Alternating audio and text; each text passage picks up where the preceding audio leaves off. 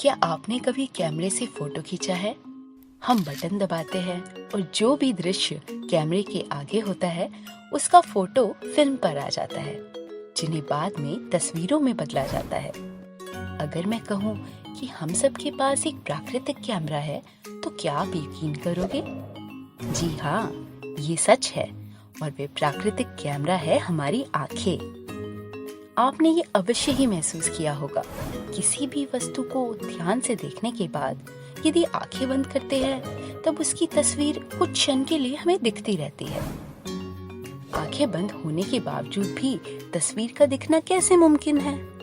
ये सारा खेल हमारी आंखों और दिमाग का है।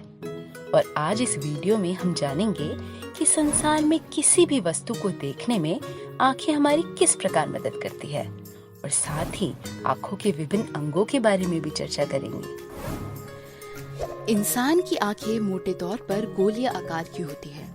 आंख का सबसे पहला अंग होता है स्वच्छमंडल, जिसे हम कॉर्निया भी कहते हैं। स्वच्छमंडल आंख की सतह पर एक सफेद और पारदर्शी कवच होता है, जिसका काम आंखों को किसी भी तरह के हमले से बचाना होता है। पारदर्शी होने के कारण सिर्फ प्रकाश ही इसके अंदर जा सकता है। कोई भी तिनका या पलक का टूटा बाल हमारी आंख में अंदर नहीं जाता। क्यों? क्योंकि स्वच्छमंडल उसे सतह पर ही रोक देता है। स्वच्छमंडल के बाद दूसरा अंग होता है परितारिका, जिसे आइरिस भी कहते हैं। परितारिका आंखों का रंग बताती है। आपने देखा होगा किसी की आंखें काली तो किसी की हरी या नीली होती है। वह असल में परितारिका का ही रंग होता है। साथ ही परितारिका पुतली के साइज पर भी नियंत्रण रखती है। पुतली आंख का वह अंग है जो ये नियंत्रण रखता है कि आंख में कितना प्रकाश जाना चाहिए। जब हम एक अंधेरे या कम रोशनी वाले कमरे में दाखिल होते हैं, तब कुछ समय तक हमें कुछ दिखाई नहीं देता। फिर धीरे धीरे दिखाई देना शुरू होता है। कम रोशनी में दिखाई देना पुतली के बड़े होने से ही मुमकिन होता है। कम रोशनी होने के कारण पुतली बड़ी हो जाती है और ज्यादा प्रकाश को आंखों में जाने के लिए जगह बनाती है, जिस वजह से हम कम रोशनी में भी देख पाते हैं। पुतली को प्यूपिल भी कहा जाता है। ये प्रकाश पुतली के जरिए लेंस से होता हुआ आंखों के पीछे की ओर स्थित एक सतह पर प्रतिबिंब बनाता है।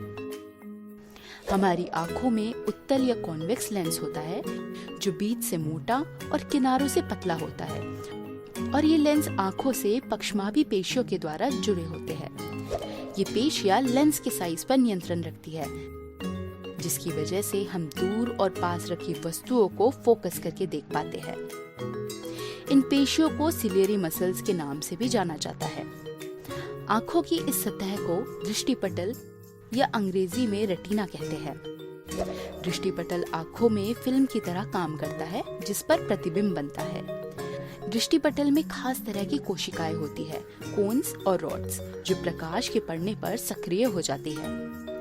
कोन्स प्रकाश से सक्रिय होते हैं, जिनकी वजह से हम अलग अलग रंगों में अंतर देख पाते हैं, और रॉड्स कम रोशनी में सक्रिय होते हैं, जिस कारण हम सब काला या सफेद देख पाते हैं। उत्तल लेंस होने के कारण दृष्टिपटल पर उल्टा और वास्तविक प्रतिबिंब बनता है। तो फिर हमें चीजें सीधी कैसे दिखाई देती हैं? यहाँ से दिमाग का काम शुरू होता है, जो कि आंखों से दंत्र तंत्रिका या ऑप्टिक नर्व के माध्यम से जुड़ा होता है। दिमाग हमें सिग्नल देता है और उल्टा प्रतिबिंब सीधा दिखाई देता है। इन अंगों के अलावा आंखों में दो तरह की फिलिंग भी होती है। एक नथरोट या एक्वस ह्यूमर, जो कि एक फ्लूइड फिलिंग होती है, जिसका काम ग्लूकोज और अमीनो एसिड जैसे न्यूट्रिशन को स्वच्छमंडल और लेंस तक पहुंचाना होता है। दूसरी टिश्यू फ्लूइड होती है काचाभ द्रव्य या विट्रस ह्यूमर, जो आंखों के गोलीय आकार को बने रखने में मदद करता है। तो आज की वीडियो में हमने आंखों के विभिन्न अंगों और उनके कार्यों को जाना।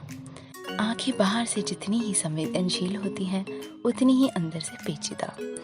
और हमारे वह साथी जिनके पास आंखें नहीं होती, वे संसार में कुछ नहीं देख पाते।